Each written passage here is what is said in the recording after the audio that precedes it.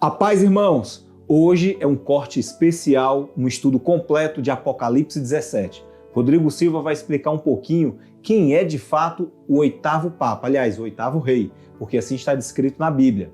E no final eu tenho um presente muito especial para você. Portanto, não sai daí, fica até o final comigo para que você possa receber na sua casa um presente muito especial. O tema de hoje é um tema que eu estou fazendo atendendo ao pedido de muita gente que desde a semana passada está pedindo para eu falar sobre a morte do Papa Francisco e a questão apocalíptica. A primeira coisa que eu tenho que falar como um critério de advertência é a seguinte. Em primeiro lugar, sempre que nós falarmos de Deus e falarmos de religião, especialmente a religião do outro, devemos ter muito respeito. Respeito não significa concordar com tudo.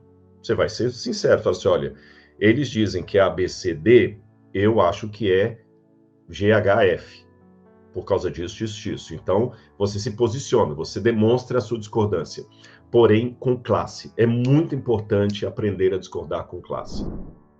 A segunda advertência que eu faço para entrarmos nesse assunto é evitar as especulações, aquilo que eu chamo de exegese de jornal. Eu lembro de um desenho, eu tenho até ele em algum lugar aqui, acho que é do Caruso, se eu não me engano, que era um cartunista de jornal. Se não for o Caruso, eu vou ver quem era.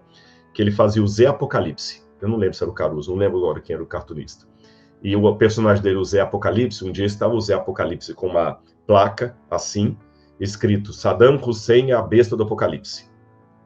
Aí o sujeito encontra com ele e falou assim, você está falando que Saddam Hussein é a besta do Apocalipse, mas no ano passado você falava que era Ronald Reagan. Aí ele falou, não, porque eu trabalho com a versão atualizada da besta. A anedota desse cartoon mostra justamente o erro que muitos têm de ficar sempre procurando em manchetes de jornal uma coisa que mostra Apocalipse Now, é agora, e cria aquele sensacionalismo que depois não vira nada. Então, com todo respeito àqueles que pensam de mim, diferente de mim, eu vou agora mostrar para vocês uma maneira, a meu ver, mais lúcida de ver a passagem bíblica, tá bom? A primeira coisa que nós temos que fazer é ler o que a Bíblia apresenta. Por isso que eu pedi você para trazer a sua Bíblia. Eu não vou ler longos trechos da Bíblia, senão vai ficar cansativo e vai começar o pessoal a sair da live. Mas vou ler alguns principais. Apocalipse 17. Apocalipse 17 diz assim, um dos 7 anjos que tinham as 7 taças veio e falou comigo dizendo, venha, vou lhe mostrar o julgamento da grande prostituta que está assentada sobre muitas águas. Os reis da terra se prostituíram com ela, e os que habitam na terra se embriagaram com o vinho da sua prostituição.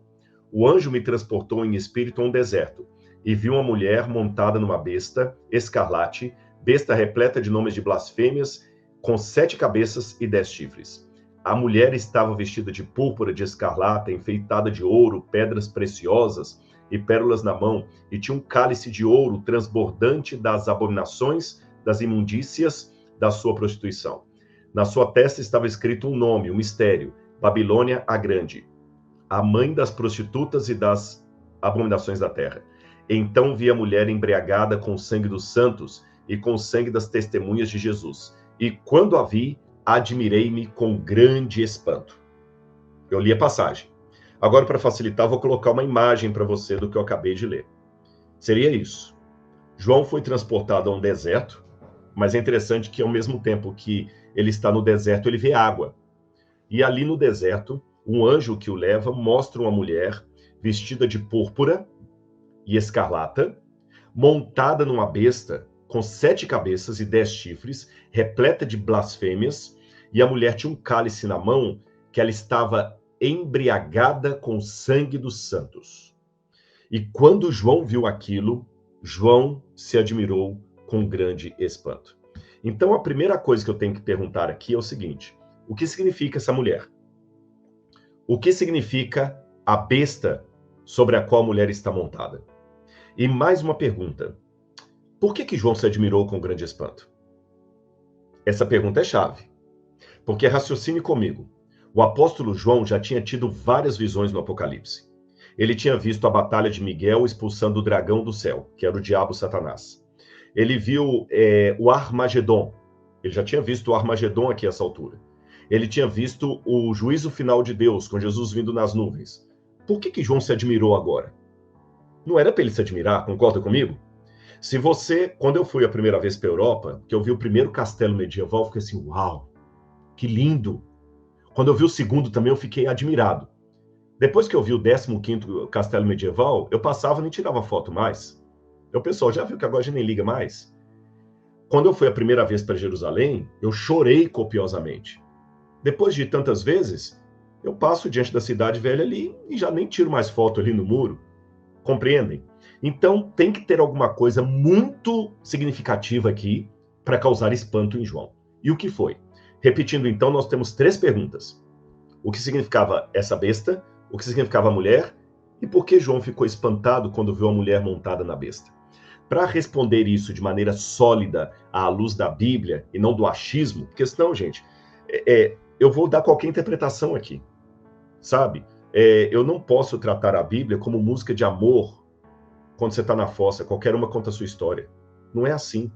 A Bíblia também não é horóscopo de segunda-feira, onde está lá assim, Capricórnio, cuidado porque no emprego tem pessoas com inveja de você. A pessoa, nossa, isso é para mim. Isso é para todo mundo. Em qualquer lugar você tem alguém com inveja de você. Você tem que perseverar mais. Todo mundo tem que perseverar. E se a gente pegar e jogar isso para a Bíblia, eu posso falar que essa mulher montada na besta é qualquer coisa. Eu posso falar que essa mulher montada na besta é uma atriz seminua que saiu montada no carro alegórico no Carnaval do Rio de Janeiro. Ou eu posso falar que essa mulher montada na besta é a internet agora na mão das pessoas. Eu posso falar que essa mulher montada na besta é o presidente Donald Trump. Eu posso falar que essa mulher montada na besta é o presidente Putin, da Rússia. Eu posso falar que a mulher montada na besta é a China comunista. Eu posso dar qualquer interpretação e todas são válidas. Ou melhor, nenhuma é válida. Tá certo? Para eu entender a Bíblia, eu tenho que estudar a Bíblia à luz do contexto bíblico e histórico no qual a Bíblia foi escrita. Eu vou dar um exemplo rápido para vocês do que eu quero dizer. Eu dei esse exemplo numa live passada e vou pedir licença para dá-lo novamente, porque ele é didático. Eu fui dar palestra em Belém do Pará um mês e meio atrás. E lá, pela primeira vez, eu conheci o que era o tacacá. Se tiver alguém de Belém assistindo a gente, sabe o que é o tacacá, pode até manifestar aí nos comentários. Mas até ir a Belém, a única coisa que eu sabia do tacacá era um pedacinho da música da Joelma. Eu vou tomar um tacacá, dançar, curtir, brincar de boa. Só isso, que eu nem conheço o resto da música. E o refrão fica na cabeça, né? Agora, o que é um tacacá? Veja, eu falo o mesmo idioma do pessoal do Pará. Vivo na mesma época do pessoal do Pará, no mesmo país. E ainda assim, eu não sabia o que era o tacacá. Então, quando eu fui lá, que eu aprendi o que é o tacacá. Então, a Bíblia, que foi escrita há milhares de anos, tem expressões, símbolos, imagens, que se nós não olharmos o contexto bíblico, a gente vai ficar sem saber o que significa. Vai ficar com invencionice e colocando qualquer coisa ali. Vamos, então, aplicar esse método à Bíblia de olhar o contexto, tá bom? Para isso, eu tenho que olhar um outro texto do Apocalipse. Apocalipse, capítulo 12. Eu não vou ler toda a passagem para vocês, para não ser cansativo, mas eu vou dizer para vocês que essa parte de Apocalipse 17 começa no capítulo 12, que é um capítulo muito ligado com o 17. Era a maneira que eles tinham de escrever. No capítulo 12, João vê uma mulher vestida de sol, tendo a lua debaixo dos seus pés e uma coroa de 12 estrelas na cabeça.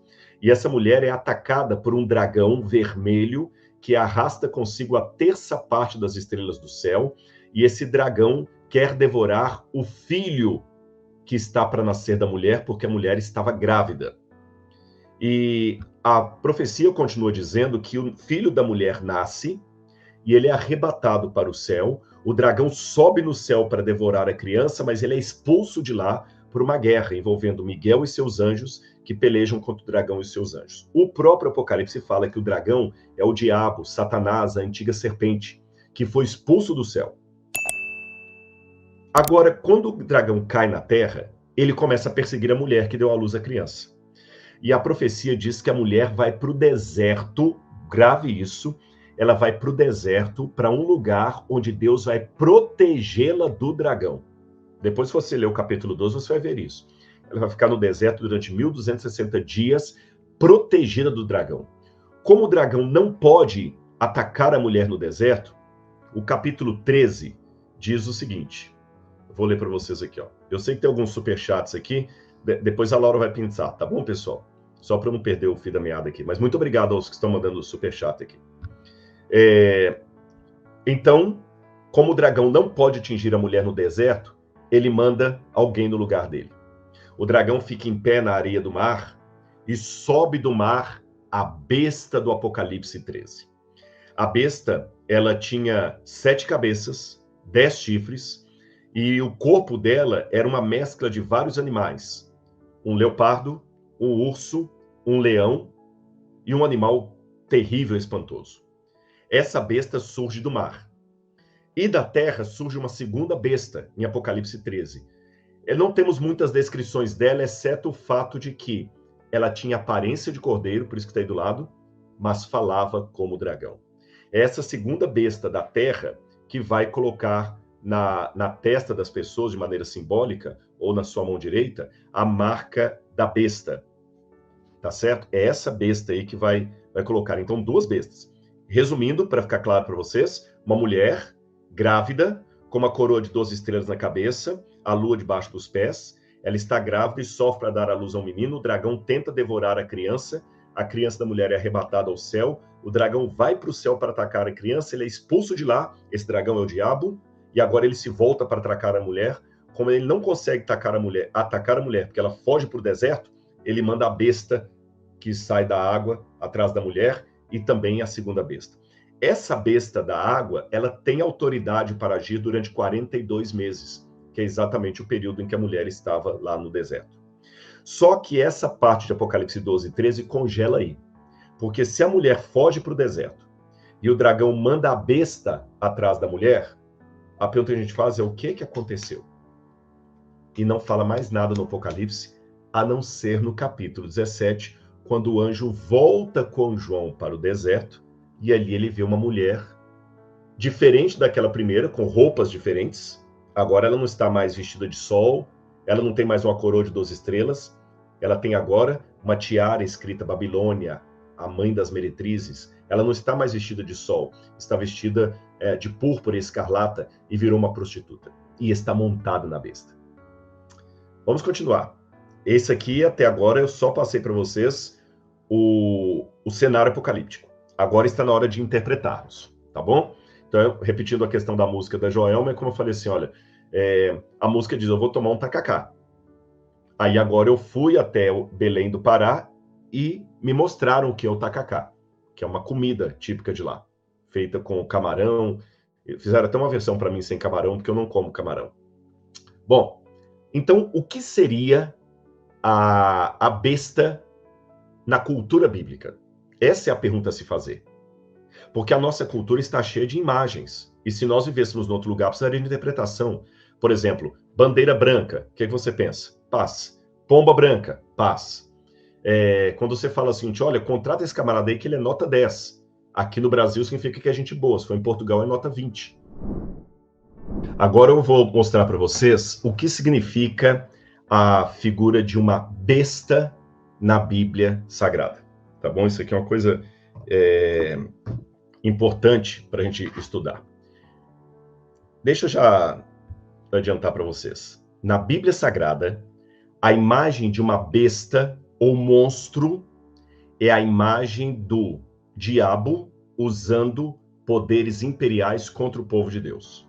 Eu sei que tem gente que está anotando aí. Então vamos lá. Anotem aí. Na Bíblia Sagrada como um todo, a imagem de uma besta ou de um monstro feroz é uma imagem profética ou apocalíptica para falar do diabo usando o império para atacar o povo de Deus. Um poder humano, terrestre, usado pelo diabo para atacar o povo de Deus. Isso é notório em toda a Bíblia, eu vou mostrar para vocês aqui. Então vamos lá. Uma passagem, por exemplo, que eu tenho a esse respeito é Ezequiel capítulo 34. Olha o que diz Ezequiel capítulo 34, nós vamos ler os versos 5, 13, 25 e 27. Começa assim. Assim elas, está falando das tribos de Israel, se espalharam por não haver pastor e se tornaram pasto para todos os animais selvagens. Então, que você tem a palavra hayat, em hebraico, significa besta. Deixa eu voltar aqui para explicar uma coisa que muita gente às vezes confunde. Quando fala besta, aqui no nosso idioma brasileiro, português, a gente pensa besta é uma pessoa idiota. Deixa de ser besta. Até ouvi alguém com uma camiseta escrita 333. Eu falei, o que é isso, 333? Ele falou, meio besta. Então, até a Laura riu aqui.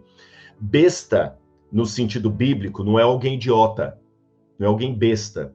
Besta é o mesmo sentido do inglês beast, significa uma fera, um monstro. Então, quando fala que a mulher estava montada na besta, era num monstro. Tanto é que a palavra para besta em grego é terion, e rai é besta em hebraico.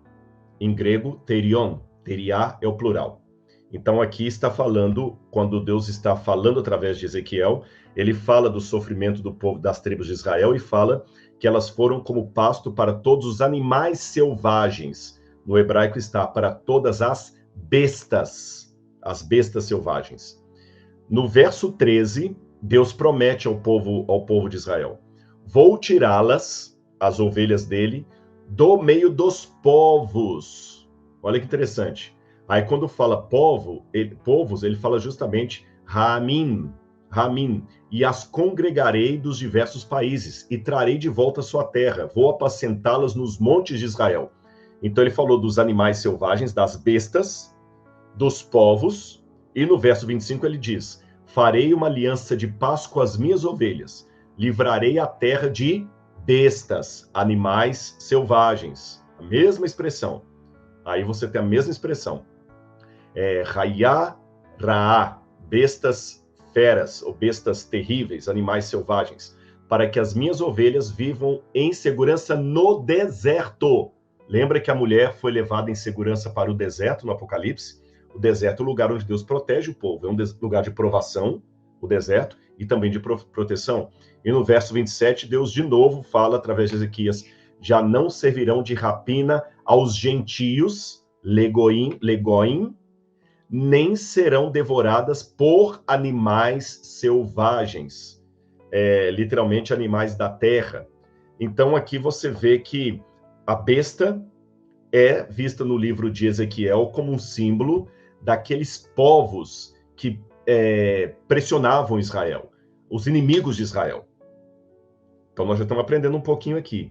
Besta na Bíblia sempre é símbolo de um império que é usado pelo diabo para atacar o povo de Deus. Então, esquece esse negócio à luz da Bíblia de besta do Apocalipse ser um computador, a besta do Apocalipse é um computador, a besta do Apocalipse é um código de barras, a besta do Apocalipse é a internet, a besta do Apocalipse é a ONU.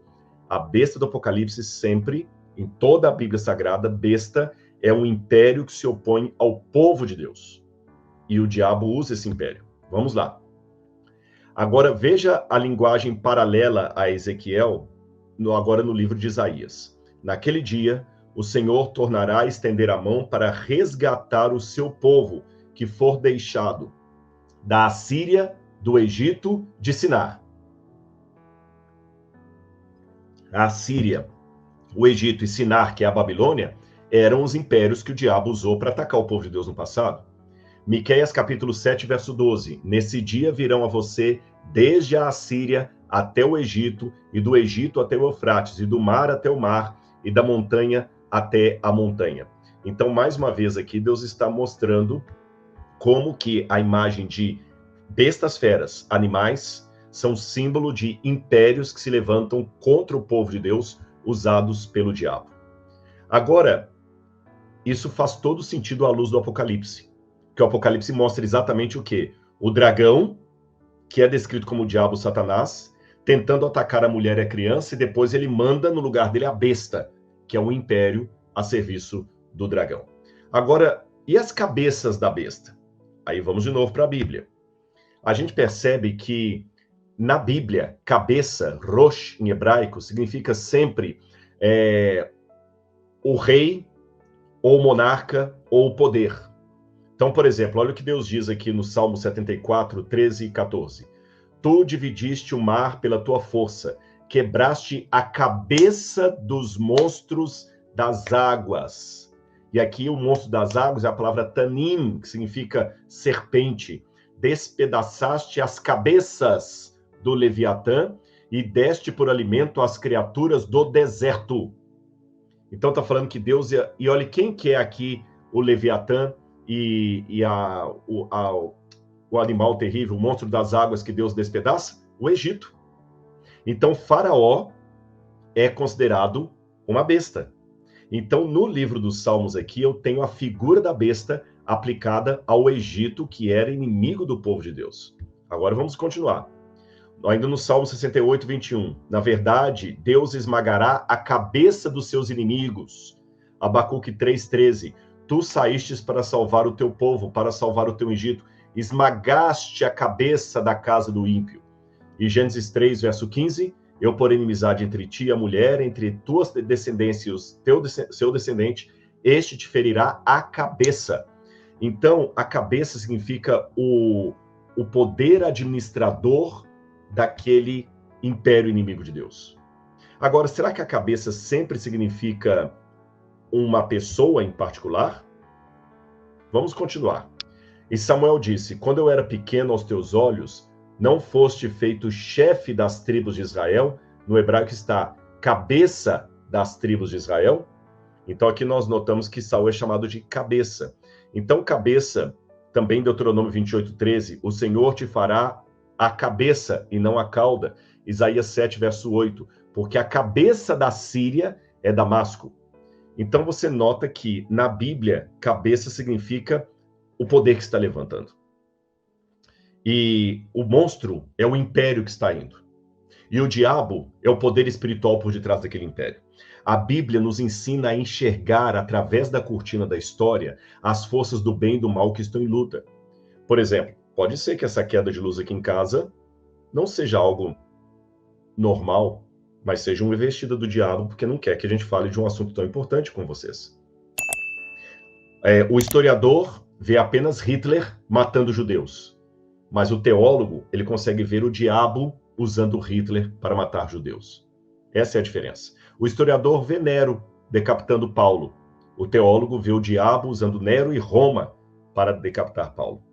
Então agora vamos voltar aqui com essa imagem. Então, aquela mulher que é perseguida pelo dragão, e o dragão é o diabo, mas o dragão usou poderes nesse mundo e ele tinha as cabeças. O que significaria tudo isso? Olha que interessante, mesmo no Antigo Oriente Médio, como é que tanto forças diabólicas como forças imperiais eram simbolizadas como uma serpente ou um dragão de 7 cabeças. Olha esse selo garítico, onde você tem o deus El cortando uma das cabeças do Lotan. É a mesma imagem do Apocalipse. Olha esse outro aqui, onde você vê deuses sumerianos também lutando contra um dragão com 7 cabeças. Mais um. Também na mitologia grega, você tem a Hidra de Lerna, você tem um animal com várias cabeças. Você tem também, na Mesopotâmia, outro selo mostrando uma divindade matando uma cobra, uma serpente com 7 cabeças. Agora, isso aqui não significa que a Bíblia plagiou essa cultura pagã. De maneira nenhuma. A Bíblia corrige a cultura pagã e tira o lado mítico dela, mostrando que, na verdade, são forças caóticas do mal que estão usando impérios históricos para atacar o povo de Deus. O que você tem que aprender no Apocalipse é o seguinte: ele descortina a história, de modo que você não vê apenas os acontecimentos, mas o que está por detrás deles.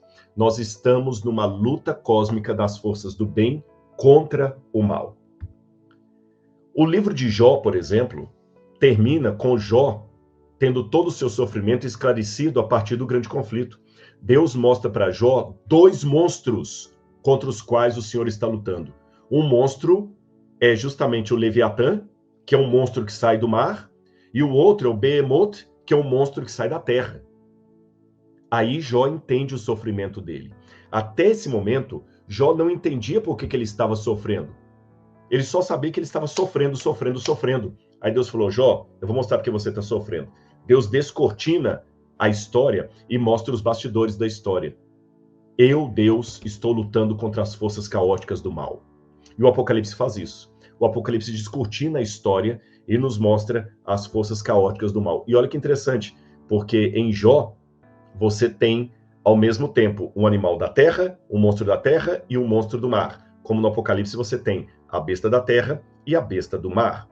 E, por fim, nós temos textos, por exemplo, como o do profeta Ezequiel, no capítulo 26, 27 e 28, onde ele fala da queda do rei de Tiro. Só que ele também mistura a história de Tiro com a história do próprio Satanás caindo do céu. E muitos exegetas fazem assim, mas vem cá, mas se esse aqui é o diabo não era rei de Tiro. Mas se é o rei de Tiro, como é que fala que ele estava no céu e que ele era cobridor da guarda, querubim de Deus? É porque o profeta Ezequiel está mostrando que atrás dos acontecimentos da história existe o conflito cósmico do bem contra o mal. Essa digressão que eu fiz é importante para você entender os símbolos da Bíblia. Então, mostrei para você que na Bíblia sempre a besta é um império do mal contra o povo de Deus a serviço de Satanás. Agora, a passagem bíblica que vai realmente descortinar isso é Daniel, capítulo 2, capítulo 7, capítulo 8. Daniel vê uma estátua de vários metais e é unânime a compreensão dos exegetas, dos teólogos, que essa estátua representa impérios mundiais. No capítulo 7, essa estátua é mostrada novamente, porém não na forma de estátua, mas na forma de animais. Um leão com asas, um urso, um leopardo também com asas e um animal terrível e espantoso. E sabe o que significam cada um desses animais e as partes da estátua? Os 4 grandes impérios que se levantaram contra o povo de Deus da época de Daniel para cá. O primeiro leão com asas, a Babilônia. O urso, a Medo-Pérsia. O leopardo, a Grécia. E o animal terrível e espantoso, Roma. Agora, veja bem, gente, isso aqui não é modismo de jornal, uma coisa que eu estou inventando agora, não. Praticamente, eu vou mostrar para vocês aqui dados. Durante toda a história do cristianismo, os pais da igreja, os primeiros teólogos da Idade Média Alta, Santo Tomás de Aquino, depois também os protestantes, os teólogos modernos, todos sabem que os 4 animais ali referidos em Daniel são Babilônia, Pérsia, Grécia e Roma. E vou mostrar para vocês que isso aqui vem de longa data. Agora, olha que interessante. A besta do Apocalipse, em cima da qual a mulher está sentada, que aparece no capítulo 13 e no capítulo 17, ela tem, vou ler para vocês aqui, olha a aparência dela. Capítulo 13.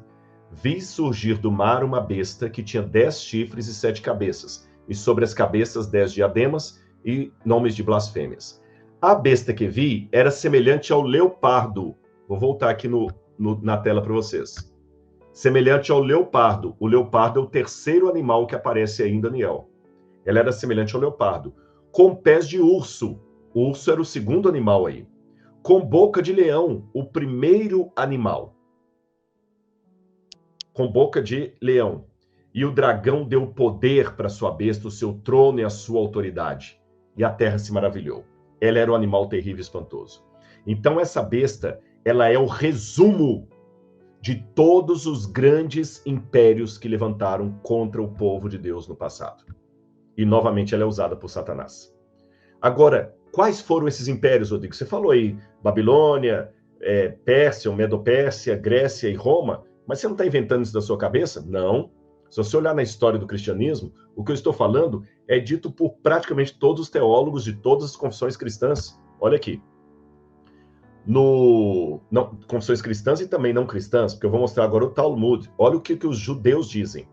O Ravi Krishna disse, isso está no Talmud. O que significa o versículo os fortes serão quebrados? Refere-se aos 4 reinos que subjugaram Israel. Babilônia, Pérsia, Grécia e Edom, que é um codinome para Roma. Ainda, aqui o comentário do Talmud exclui o Egito e a Síria, porque ele foi escrito depois do cativeiro. da Babilônia. O Talmud associa claramente bestas ou monstros aos impérios. Olha o que diz também uma parte do Talmud judaico. 4 reinos são comparados a animais selvagens. Depois, no Avodá Zará, ele diz, Babilônia é o leão, Pérsia é o urso, Grécia é o leopardo e Roma, o monstro terrível e sem nome. Então, eu estou mostrando para vocês que mesmo na cultura judaica, eles admitem que os 4 animais de Daniel, que são reproduzidos na besta do Apocalipse, são os 4 impérios que levantaram contra o povo de Deus. Vamos repetir? Babilônia, Medopérsia, Grécia e Roma. E os cristãos também pensaram assim? Claro. Olha o que os cristãos disseram. Vamos aqui. Só para dizer no passado, Flávio José também disse isso. O 4º Esdras, que é um livro apócrifo, vai falar também dos monstros e diz que o último desses monstros é Roma. Segundo Baruch também, os oráculos sibilinos, todos falam que o último desses monstros seria Roma. Agora, eu vou voltar aqui ao texto e você vai entender. Quando no Apocalipse capítulo 17, o anjo diz assim para João, capítulo 17, versículo 9. Aqui está a mente que tem sabedoria. As 7 cabeças são 7 montes nos quais a mulher está sentada. São também 7 reis, dos quais 5 caíram. Um existe e o outro ainda não chegou. Que seriam esses 7 reis? Eu vou dar para vocês as 2 explicações que eu já vi e que não me convenceram. 7 reis. Aí alguns fazem a conta assim, bom, os 7 reis, então ele está falando dos imperadores romanos. O primeiro seria Augusto, depois Tibério, depois Calígula, depois Cláudio, depois Nero. Aí falou, 5 reis passaram. Um existe, seria Vespasiano. E o outro ainda não chegou, que poderia ser Otto, até chegar Domiciano, teve Galba também, alguns ali que tiveram um micro reinado. Só que isso não faz sentido, essa profecia, porque João escreve na época de Domiciano. Se João está na época de Domiciano, como é que ele pode falar que 5 caíram, um existe? Não, Vespasiano já tinha morrido na época de João. Quem estava como imperador era Domiciano. Então essa profecia não faz sentido, essa explicação à luz da história. Outra que não faz sentido é dizer que seriam 7 papas. O que seria então esses 7 reis? Vou mostrar para vocês primeiro o que a própria profecia diz. Aqui está a mente que tem sabedoria. As 7 cabeças são 7 montes nos quais a mulher está sentada.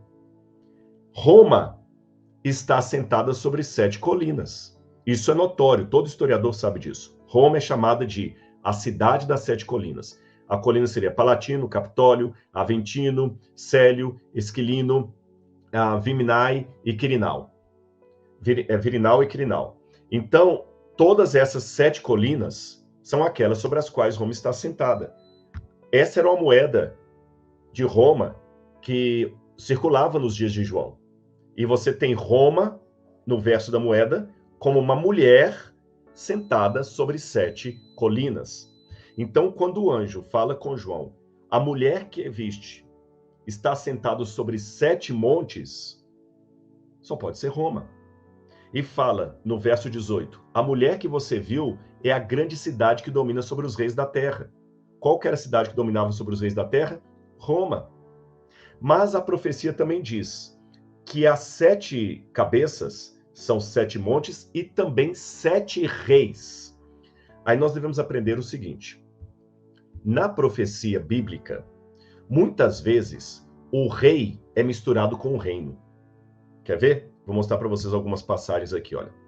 Olha, por exemplo, Daniel capítulo 2, quando vai falar da Babilônia, fala assim, tu, ó rei, rei de reis, tu és essa cabeça. Ele está falando da Babilônia, mas ele comparou a Babilônia ao rei Nabucodonosor.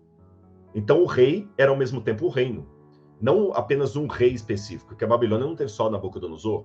Outro exemplo, Daniel capítulo 7, versículos 17 e 18 diz, essas 4 grandes bestas são 4 reis, Arba Melachim, que se levantarão sobre a terra.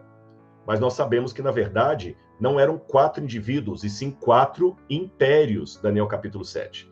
Daniel capítulo 8, o carneiro que viste, que tem 2 chifres, são os reis da Média e da Pérsia. E o carneiro de chifre único é o rei da Grécia. Gente, a Grécia não teve só um rei, nem a Medopérsia, nem a Babilônia. Mas na profecia, às vezes eles falam assim, o rei, o reino, como se fosse uma coisa só. Babilônia teve vários reis. Mas Daniel falou, tu, ó rei, és a cabeça, és Babilônia. Então eu não preciso, no Apocalipse, quando fala 7 reis, ficar procurando o nome de 7 pessoas físicas.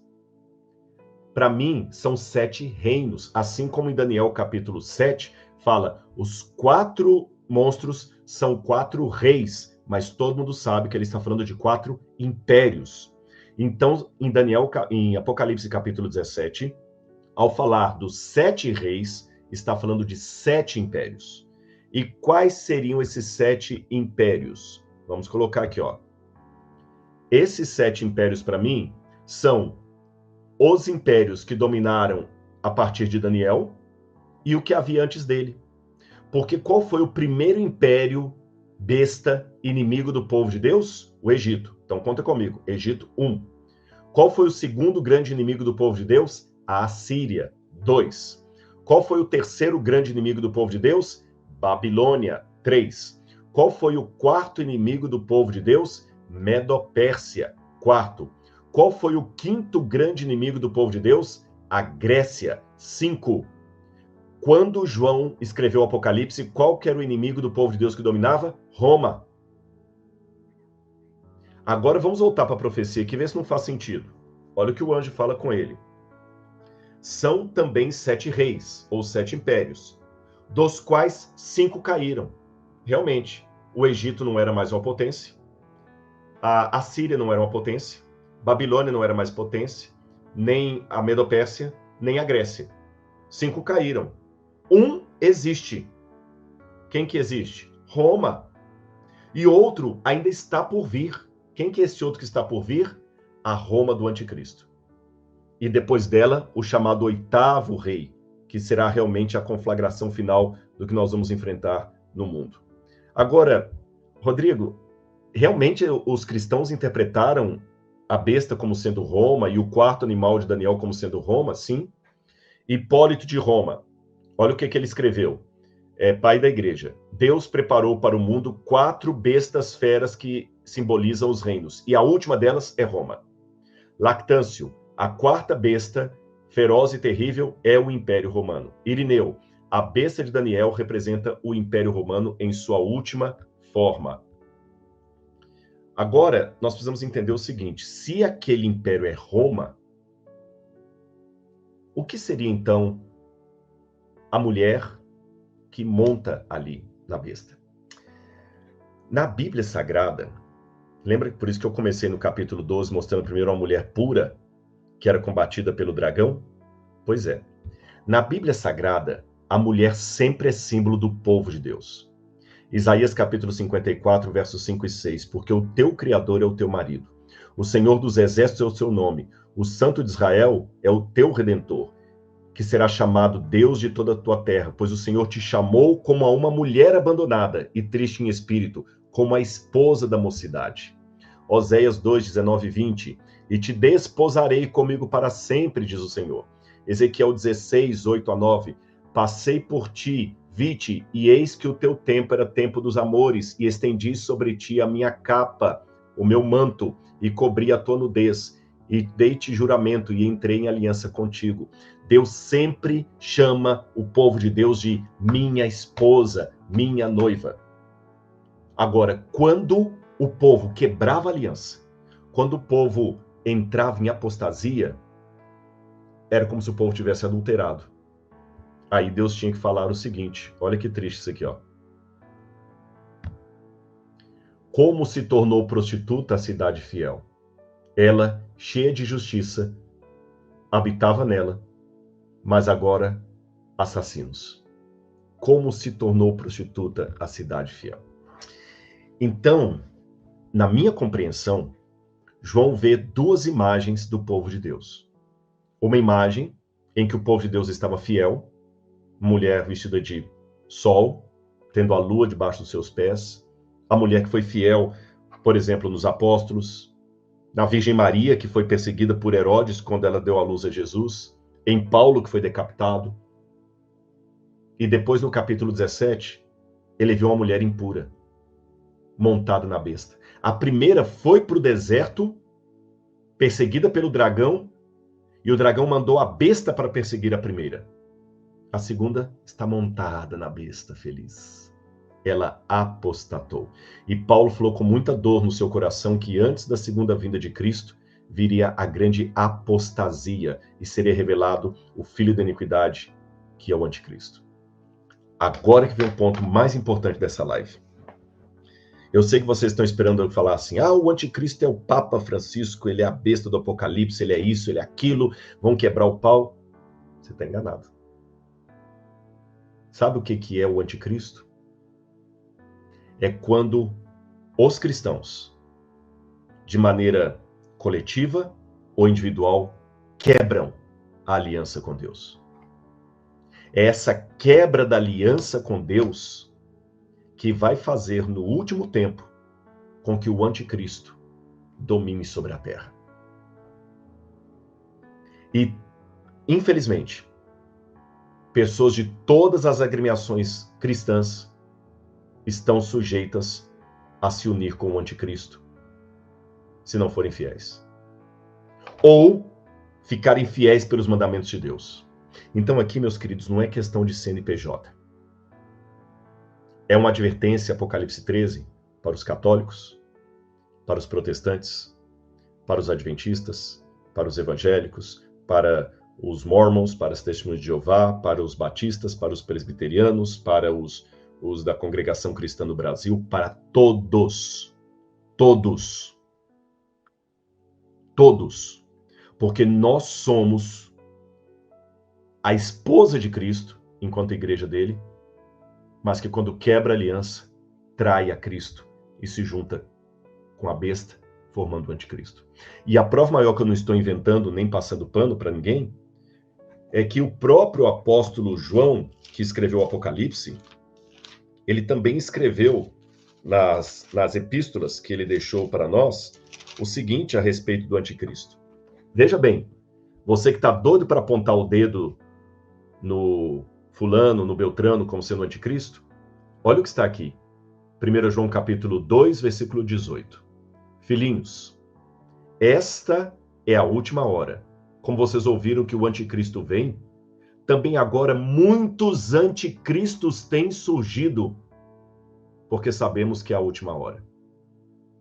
Eles saíram do nosso meio, mas não eram dos nossos, porque se tivessem sido dos nossos, teriam permanecido conosco.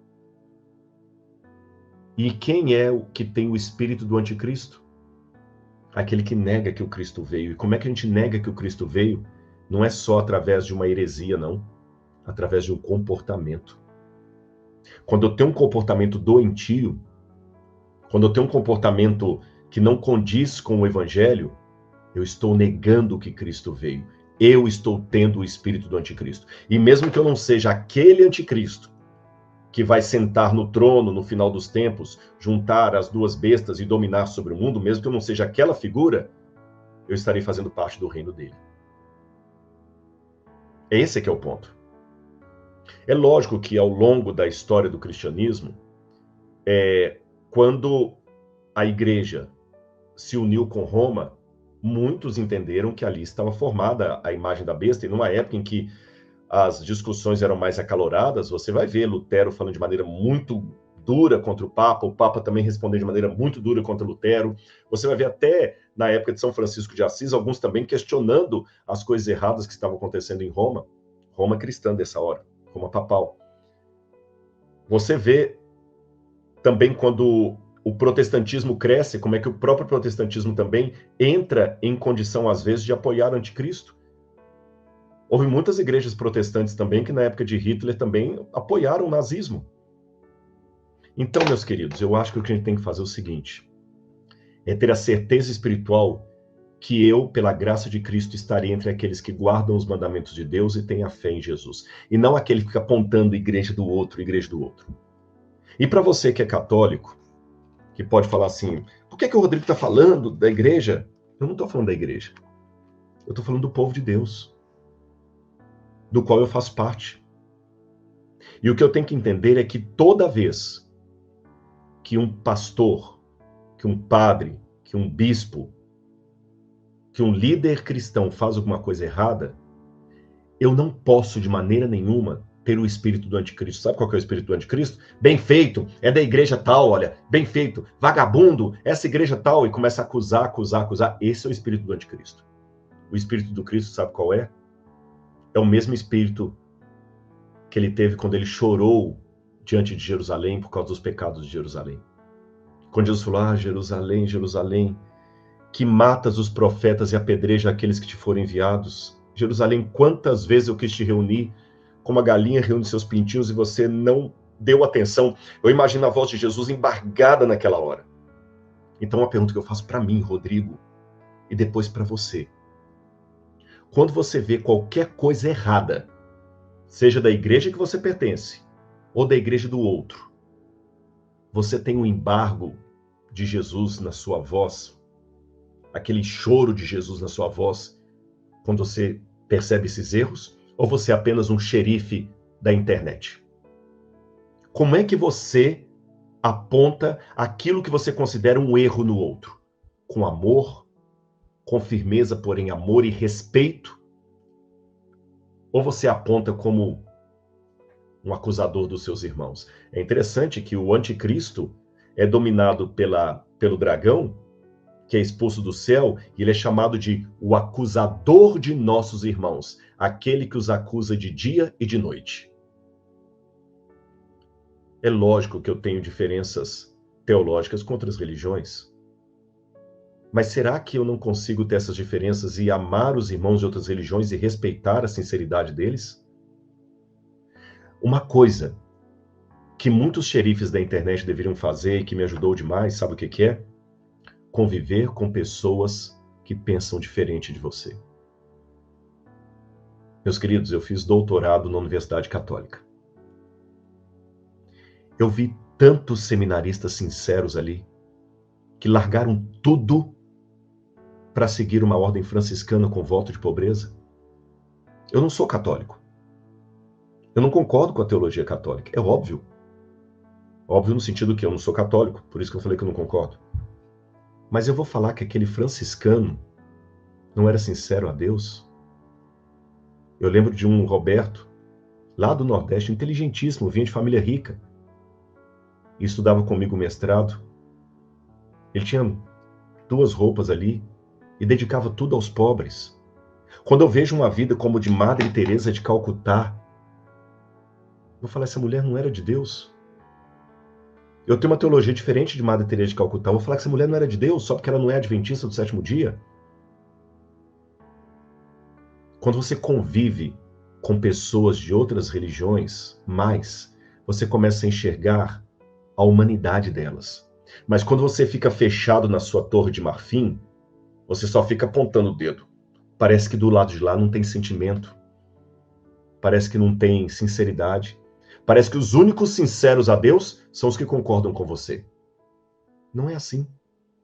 Não é assim.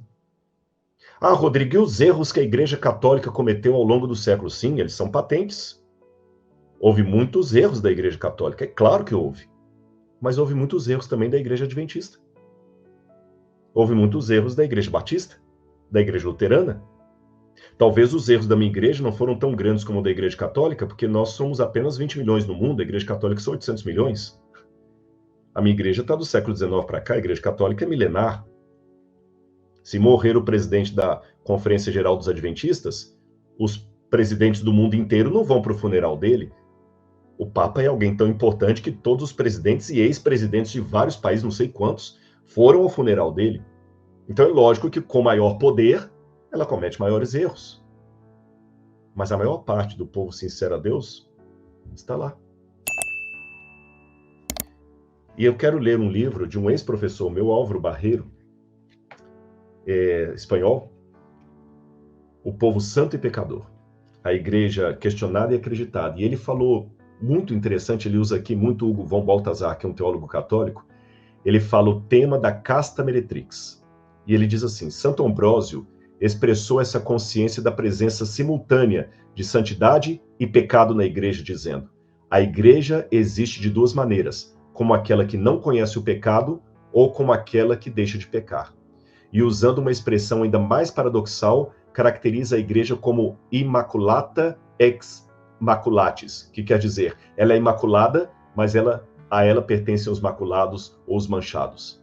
Mas a expressão mais forte dessa consciência é o tema da casta meretrix, que traduzindo para português significaria a prostituta pura, aplicado à igreja pelos santos padres. Num longo estudo histórico-teológico dedicado a esse tema, Hugo von Balthasar mostra que a expressão aplicada à igreja, por mais chocante que isso resulte para nós hoje, e até possa soar aos nossos ouvidos como uma blasfêmia, é um teolegúmeno antiquíssimo e verdadeiro. A igreja é santa e pecadora. Ela é formada por pessoas sinceras e hipócritas, líderes sinceros e hipócritas. Então, teologicamente falando, o que eu posso dizer? O anticristo vai voltar, com força. Não acho que são 7 papas, nem 7 imperadores de Roma, que João falou, mas ele falou de 5 reinos que passaram, um que estava existindo era Roma, e Roma voltará com força a dominar o mundo e o povo de Deus. Como serão os detalhes, Rodrigo? Não sei. Eu sei que um decreto de morte vai ser colocado sobre todos aqueles que ficarem fiéis a Deus.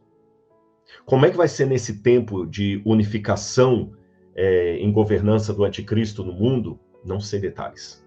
Não sei.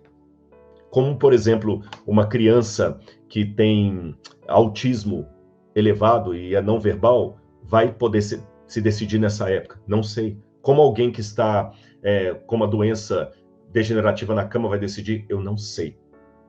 Eu sei que, nesse dia, o povo de Deus vai ser separado do povo do anticristo pela característica daqueles que guardam os mandamentos de Deus e a fé em Jesus. Ponto. Até que esse dia aconteça, não compete a mim ser juiz da espiritualidade de ninguém. Como disse o padre Reinaldo, que eu comecei a live falando dele, citando o Papa Francisco, devemos construir pontes e não muros. Pontes e não muros. Ótimo esse estudo, irmãos, porque ele serve de alerta para nós que queremos de fato saber o movimento do inimigo neste mundo para que não sejamos enganados. Então agora você pode explicar um pouquinho melhor para outras pessoas quem é de fato o 8º rei descrito na Bíblia. Outra coisa, não deixe de compartilhar esse vídeo para que mais e mais pessoas possam ser abençoadas para saber mais sobre esse assunto. Agora eu queria que você recebesse na sua casa esse estudo bíblico, uma revista completa sobre Apocalipse. Essa aqui pode chegar na sua casa. Basta só você colocar nos comentários eu quero, eu vou te responder com um link e você vai poder receber na sua casa ou se achar melhor no seu tablet, no seu celular ou no seu computador para que você possa conhecer mais sobre esse livro e também divulgar para outras pessoas, para que você possa também ajudar outras pessoas com a verdade bíblica. Eu lhe agradeço ter ficado até aqui. Por favor, toca no sininho para que esse canal possa chegar para você em outros momentos, com outros assuntos. E não esqueça de compartilhar, é muito importante. Você vai estar evangelizando também. Um grande abraço, que Deus lhe abençoe. Deus é conosco.